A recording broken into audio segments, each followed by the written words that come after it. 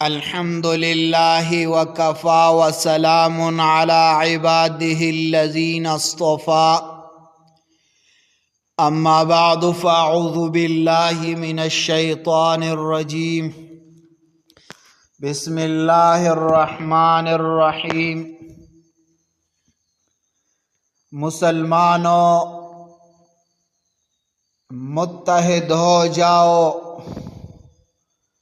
مسلمان کب ایک ہوں گے؟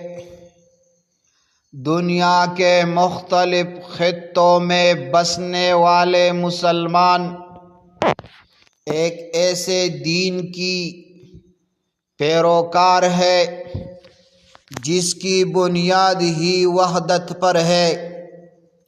لا الہ الا اللہ محمد الرسول اللہ۔ توحید و رسالت کا یہ کلمہ تمام مسلمانوں کا مشترکہ شعار ہے۔ پھر سوال یہ ہے کہ اگر ہمارا رب ایک ہے، رسول ایک ہے، قرآن ایک ہے، قبلہ ایک ہے اور بنیادی عقائد ایک ہے، تو ہم خود ایک کیوں نہیں ہے؟ تاریخی پس منظر کیا ہے؟ اسلام کی ابتدائی صدیوں میں امت کا مرکز ایک تھا، خلفائے راشدین، پھر خلافت امیہ اور عباسیہ، لیکن وقت کے ساتھ ساتھ فقہی مکاتب فکر کی تقسیم، مسلکی اور مذہبی تفریق، لسانی، نسلی اور جغرافیہ تقسیم نے امت مسلمہ کو ٹکڑوں میں بانٹ دیا۔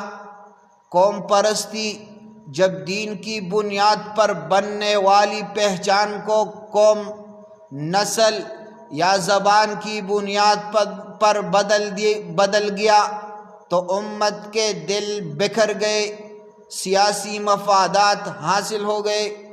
مسلم حکمران اور ممالک اکثر اپنی سیاسی بقا کو دینی اتحاد پر ترجیح دیتے ہیں۔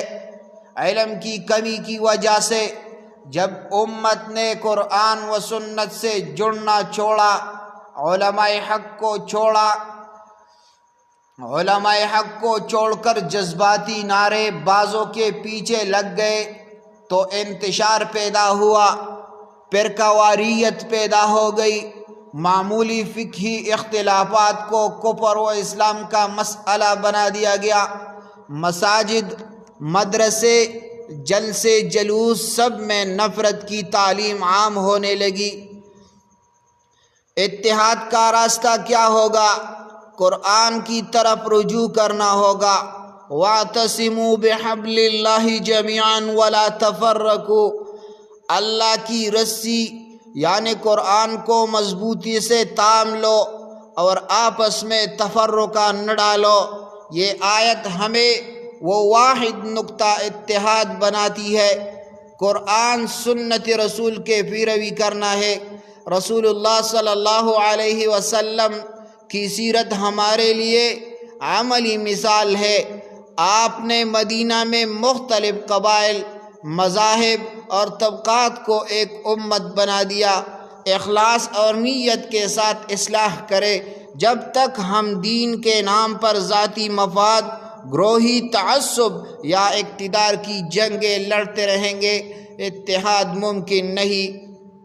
علماء حق کی رہنمائی میں ہم چلیں گے، ایسے علماء جو تفریق نہیں بلکہ اتفاق کی بات کرے، قرآن و سنت کی روشنی میں امت کو جوڑے، انہیں فالو کرنا ہوگا۔ مشترکہ دشمن کی پہچان کرو۔ اسلام دشمن طاقتیں چاہتی ہے کہ مسلمان بٹ رہے۔